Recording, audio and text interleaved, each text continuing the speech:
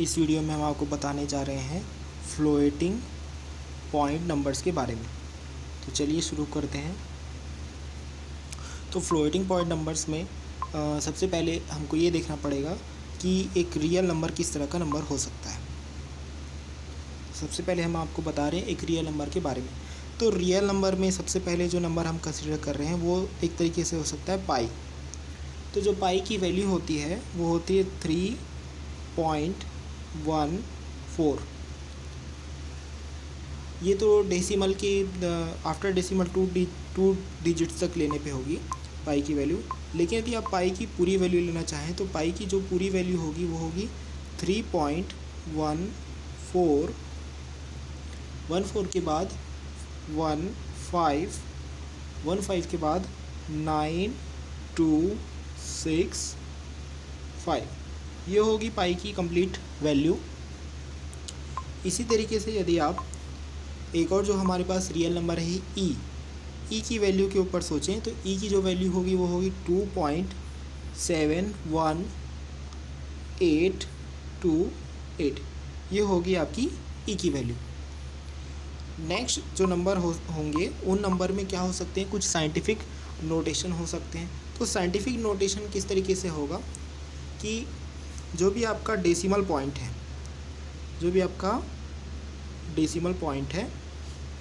उस decimal point के left में क्या होगा, एक सिंगल डिजिट होगा। यदि यह सिंगल डिजिट है तो वो किस में होगा, एक साइंटिफिक नोटेशन में होगा।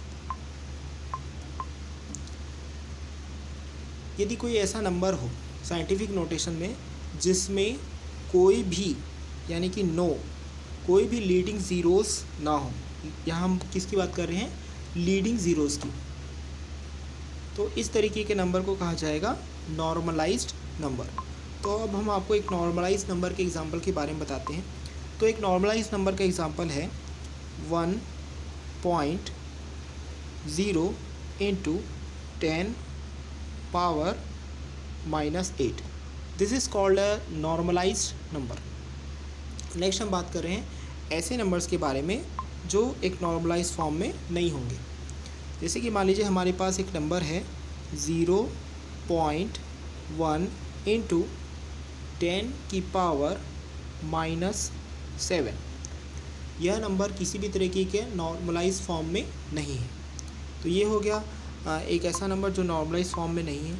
हम एक और एग्जांपल के बारे में आपको बताते हैं। जैसे मान लीजिए एक और नंबर है 10.0 इंटू 10⁻⁹। यह नंबर भी नॉर्मलाइज्ड फॉर्म में नहीं है। जो आपके बाइनरी नंबर्स होते हैं, बाइनरी नंबर्स को भी साइंटिफिक नोटेशन में रिप्रेजेंट किया जा सकता है। फॉर एग्जांपल मान लीजिए हमारे पास एक नंबर है 1.0 into 2⁻⁻3। This is a binary number जिसको हमने रिप्रेजेंट कर रहा है साइंटिफिक नोटेशन का यूज़ करके।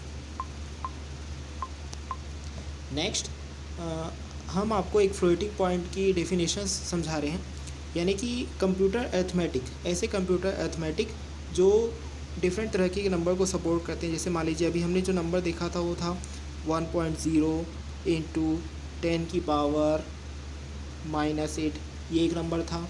जो हमने सेकेंड नंबर जो देखा वो था 0.1 इंटू 10⁻⁷। एक और जो हमने नंबर देखा वो था 10.0 इंटू 10⁻⁹। तो कोई भी ऐसा कंप्यूटर अरिथमेटिक जो इन सारे जो अभी तक जो हमने एग्जांपल बताए उन सारे तरह के नंबर्स को सपोर्ट करेगा वो कहलाएगा आपका फ्लोटिंग पॉइंट। उसे हम क्या कहेंगे, फ्लोटिंग पॉइंट।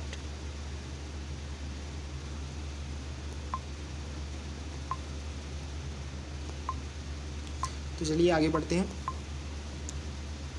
तो फ्लोटिंग पॉइंट का फॉर्म क्या होता है, फ्लोटिंग पॉइंट के फॉर्म के बारे में हम आपको बता रहे हैं। तो फ्लोटिंग पॉइंट का जो फॉर्म होता है, फॉर्म यानी कि यहाँ पर उसको रिप्रेजेंटेशन करने के लिए सिंपल फार्मूला की तरह होता है। तो वो क्या होता है,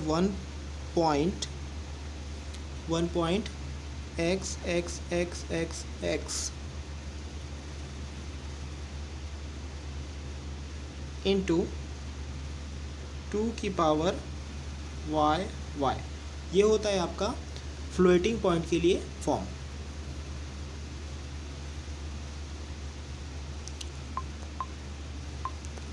मान लीजिए हम यूज़ कर रहे हैं नॉर्मलाइज्ड साइंटिफिक नोटेशन। तो नॉर्मलाइज्ड साइंटिफिक नोटेशन से हमें 3 फ़ायदे मिलते हैं। सबसे पहले ये क्या करता है, सिंप्लीफाई करेगा। तो यह किसको सिंप्लीफाई करेगा, एक्सचेंज ऑफ डेटा।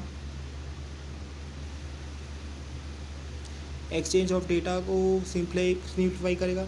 किस तरह के एक्सचेंज ऑफ डेटा को सिंप्लीफाई करेगा, जिसमें क्या होंगे, आपके फ्लोटिंग पॉइंट नंबर क्या होंगे, इंक्लूड होंगे।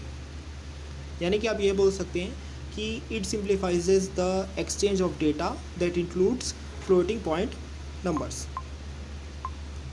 नेक्स्ट, जो नॉर्मलाइज साइंटिफिक नोटेशन यूज़ करने से क्या फ़ायदा मिलता है कि अगेन यह क्या करता है, सिंप्लीफाई करता है। अब यह जो दोबारा सिंप्लीफाई कर रहा है, तो किसको सिंप्लीफाई कर रहा है, अर्थमेटिक एल्गोरिथम्स को।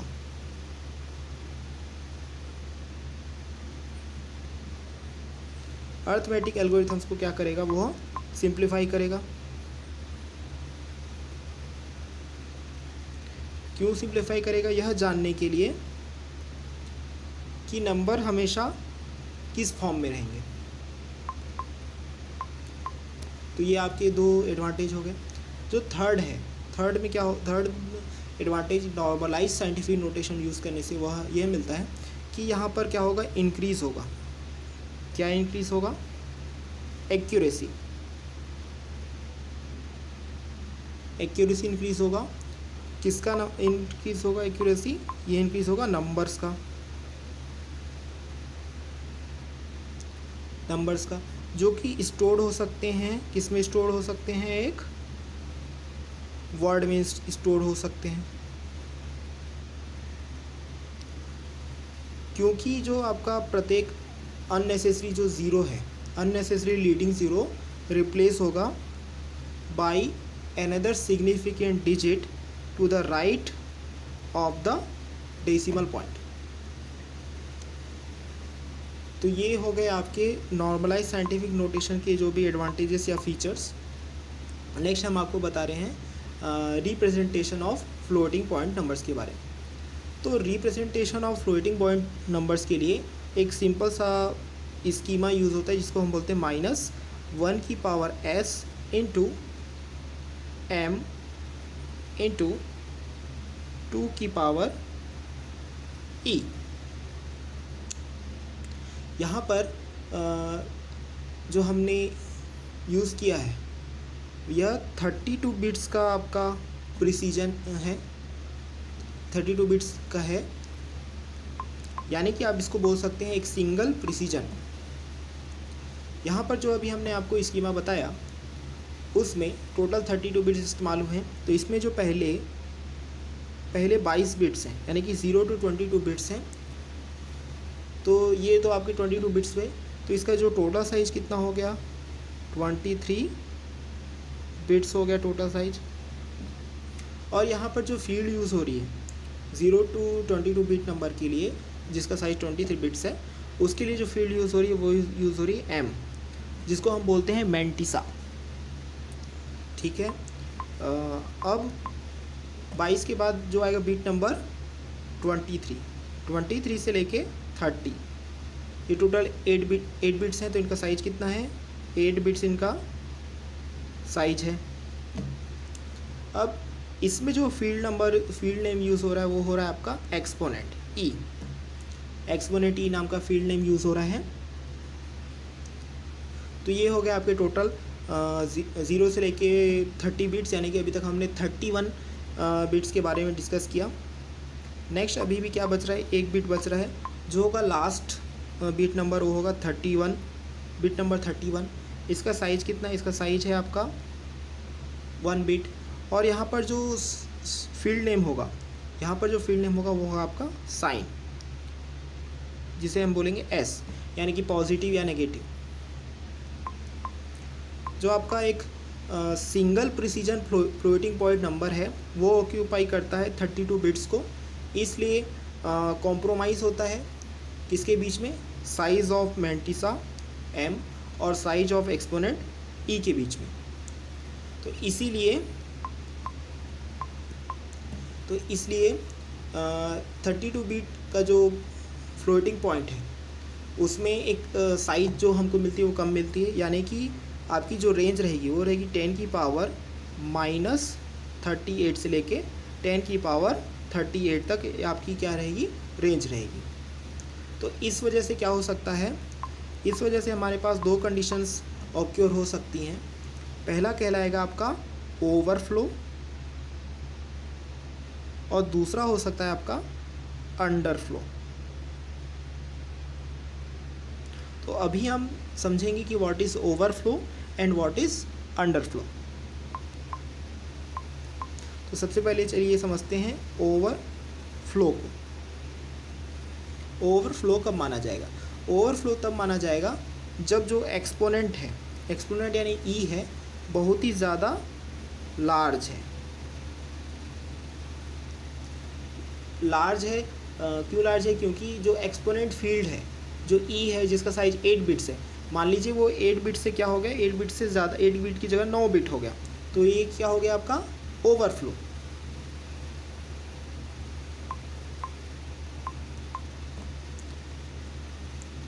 ठीक है। अब जो नेक्स्ट कंडीशन है वो है आपकी अंडरफ्लो। अंडरफ्लो का मतलब ये है कि जो एक्सपोनेंट फील्ड में जो सपोज नंबर है, एक्सपोनेंट फील्ड में जो नंबर है वो बहुत ही ज़्यादा स्मॉल है, टू स्मॉल, तो इस केस में क्या होगा आपका अंडरफ्लो। तो इन दोनों ओवरफ्लो और अंडरफ्लो को रिड्यूस करने के लिए हम क्या यूज़ कर सकते हैं, हम यूज़ कर सकते हैं 64 बिट डबल प्रिसीजन अर्थमेटिक। हम क्या यूज़ कर सकते हैं, 64 बिट डबल प्रिसीजन अर्थमेटिक। तो 64 बिट डबल प्रिसीजन अर्थमेटिक के बारे में हम नेक्स्ट वीडियो में डिस्कस करेंगे। तब तक इस वीडियो को लाइक करें, शेयर करें और हमारे चैनल को जरूर सब्सक्राइब करें। Thank you.